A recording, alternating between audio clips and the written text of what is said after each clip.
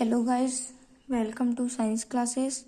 जैसा कि पिछली वीडियो में हमने पढ़ा था कि एक्सचेंज ऑफ गैसेस कैसे होता है, एक्सटर्नल रेस्पिरेशन की प्रोसेस में कौन कौन से बैरियर मतलब कि बैरियर्स जो है वो यूज़ होते हैं, है ना। आज का हमारा टॉपिक है oxygen haemoglobin dissociation curve. Oxygen haemoglobin dissociation curve के बारे में हम यहाँ पे पढ़ेंगे। तो ऑक्सीजन हीमोग्लोबिन डिसोसिएशन कर्व की डेफिनेशन क्या है, ऑक्सीजन हीमोग्लोबिन डिसोसिएशन कर्व है क्या, ठीक है। तो सबसे पहले हम यहाँ पे ऑक्सीजन हीमोग्लोबिन डिसोसिएशन कर्व के बारे में मैं आपको बताना चाहूँगी कि जैसे ही जब हम पार्शियल प्रेशर ऑफ ऑक्सीजन तथा हीमोग्लोबिन की जो प्रतिशत सैचुरेशन है उसके संबंध में एक कर्व बनाते हैं, उसे ही हम क्या कहते हैं, उसके दोनों को ही हम एक कर्व के रूप में दर्शाते हैं, ठीक है। जो पार्शियल प्रेशर ऑफ ऑक्सीजन है और हीमोग्लोबिन की जो प्रतिशत सैचुरेशन है उन दोनों को ही हम एक कर्व के रूप में दर्शाते हैं, जिसे ही हम क्या कहते हैं, ऑक्सीजन हीमोग्लोबिन डिसोसिएशन कर्व कहते हैं। और यह कर्व कैसा होता है, यह कर्व जो है सिग्मोइडल कर्व होता है, एस शेप्ड का यह कर्व होता है, ठीक है। अब यहाँ पे आप देख सकते हैं डायग्राम में कि पार्शियल प्रेशर ऑफ ऑक्सीजन की वैल्यू यहाँ पे दर्शाई गई है जो कि mm में है, mm में प्रेजेंट है। और यहाँ पे जो है हीमोग्लोबिन का प्रतिशत सैचुरेशन है, दोनों को ही एक कर्व के रूप में हम प्रेजेंट कर रहे हैं, जिसे ही हम क्या कहते हैं, ऑक्सीजन हीमोग्लोबिन डिसोसिएशन कर्व कहते हैं, ठीक है। अब यहाँ पे आप देख रहे हैं कि ये वाला जो कर्व है वो सिग्मोइडल कर्व है और ये वाला कर्व जो है वो लेफ्ट साइडेड हो गया और ये जो है वो राइट साइडेड हो गया है। तो कर्व लेफ्ट साइडेड और राइट साइडेड क्यों हो गया है, यहाँ पे आप देख रहे होंगे कि पीएच की वैल्यू जो है इंक्रीज हो रही है, डीपीजी की वैल्यू जो है डिक्रीज हो रही है और टेम्परेचर की वैल्यू जो है वो भी डिक्रीज हो रही है। डीपीजी का फुल फॉर्म क्या होता है, डीपीजी मतलब होता है डाई फॉस्फोग्लिसरिक एसिड, ठीक है, डाई फॉस्फोग्लिसरिक एसिड। इसकी वैल्यू जो है यहाँ पर क्या हो रही है, डिक्रीज हो रही है।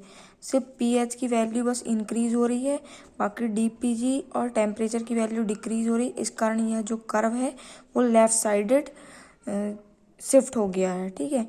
और इसी प्रकार आप यहाँ पे देखेंगे कि राइट साइडेड कर्व शिफ्ट होने का रीज़न क्या है, तो यहाँ पे पीएच की वैल्यू जो है डिक्रीज हो रही है, डीपीजी की वैल्यू जो है इंक्रीज हो रही है और टेम्परेचर की वैल्यू जो है वह भी क्या हो रही है, इंक्रीज हो रही है, जिसके कारण जो ये कर्व है वो क्या हो गया है, राइट साइडेड जो है वो क्या हो गया, शिफ्ट हो गया है।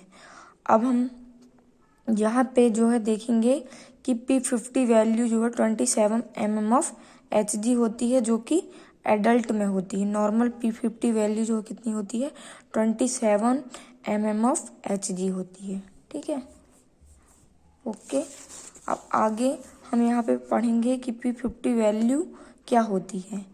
P50 वैल्यू क्या होती है, पार्शियल प्रेशर ऑफ ऑक्सीजन की वह वैल्यू जितने पर 50% वह ऑक्सीजन के साथ सैचुरेटेड हो जाता है, ठीक है। 50% ऑक्सीजन के साथ क्या हो जाता है, सैचुरेटेड हो जाता है, संतृप्त हो जाता है, उसे ही हम क्या कहते हैं, P50 वैल्यू कहते हैं। जैसा कि मैंने वीडियो में पहले बताया कि नॉर्मल P50 वैल्यू एडल्ट के लिए कितनी होती है, 27 mm ऑफ Hg होती है, ठीक है। अब आगे हम पढ़ेंगे बोहर इफेक्ट। बोहर इफेक्ट के बारे में हम यहाँ पे पढ़ेंगे। सबसे पहले क्या हुआ कि बोहर इफेक्ट से आपको समझ में आ रहा होगा कि इसको प्रेजेंट करने वाले वैज्ञानिक का नाम क्या है, बोहर है, इसलिए इस इफेक्ट को हम क्या कहते हैं, बोहर इफेक्ट कहते हैं। सबसे पहले क्या हुआ कि बोहर नामक व्यक्ति जो है उन्होंने H+ के बारे में बताया, CO2 कंसंट्रेशन के बारे में बताया और टेम्परेचर के प्रभाव को हीमोग्लोबिन की ऑक्सीजन के साथ बाइंडिंग के साथ क्रियाविधि कराई, ठीक है, इसीलिए हम इसको क्या कहते हैं, बोहर इफेक्ट कहते हैं। कौन कौन सी चीज़ें उन्होंने लिया, तो सबसे पहले उन्होंने H+ को लिया था, CO2 मतलब कार्बन डाइऑक्साइड कंसंट्रेशन को किया था, टेम्परेचर को किया था, और इन सब के इफेक्ट को जो है हीमोग्लोबिन की ऑक्सीजन के साथ बाइंडिंग है ना, सैचुरेटेड किया। बाइंडिंग मतलब सैचुरेटेड किया। इन सब की उन्होंने क्रियाविधि कराई। तो उन्होंने क्या रिजल्ट देखा उसके बारे में हम यहाँ पे आगे पढ़ेंगे। उन्होंने देखा कि जब कभी ब्लड H+ आयन CO2 सांद्रता और टेम्परेचर तथा BPG और DPG बढ़ता है तो क्या होता है, P50 वैल्यू भी अपने आप इंक्रीज होने लगती है। जब ये सारे जो एलिमेंट्स है H+ आयन, CO2 कंसंट्रेशन मतलब सांद्रता, टेम्परेचर, BPG और DPG मतलब कि बिस फास्फोग्लिसरिक एसिड और डाई फास्फोग्लिसरिक एसिड, इन सब की वैल्यू जो इंक्रीज होती है तो उसके साथ भी P50 वैल्यू भी वह भी इंक्रीज होती है। जिससे वैल्यू इंक्रीज हो रही है तो क्या हो रहा है कि हीमोग्लोबिन की ऑक्सीजन के साथ जो एफिनिटी है, जो बाइंडिंग की क्षमता है, वो क्या हो रही है, डिक्रीज हो रही है। उसको ये क्या कर रहा है, कम कर दे रहा है। ठीक है, जिससे हीमोग्लोबिन जो है क्या हो जाएगा, अब ऑक्सीजन यहाँ पे आप देखेंगे कि ऑक्सीजन जो है वो हीमोग्लोबिन के साथ अटैच है, लेकिन P50 वैल्यू के इंक्रीज होने के कारण ऑक्सीजन की हीमोग्लोबिन के साथ बाइंडिंग जो है वो क्या हो रही है, डिक्रीज हो रही है।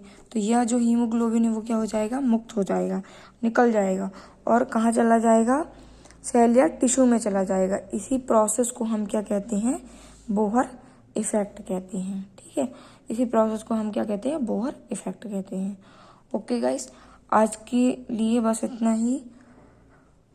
अगर आपको मेरा वीडियो पसंद आया हो या समझ में आया हो तो प्लीज़ मेरे चैनल को सब्सक्राइब ज़रूर करें, कमेंट सेक्शन में कमेंट करना ना भूलें एंड लाइक ज़रूर करें। Thank you so much.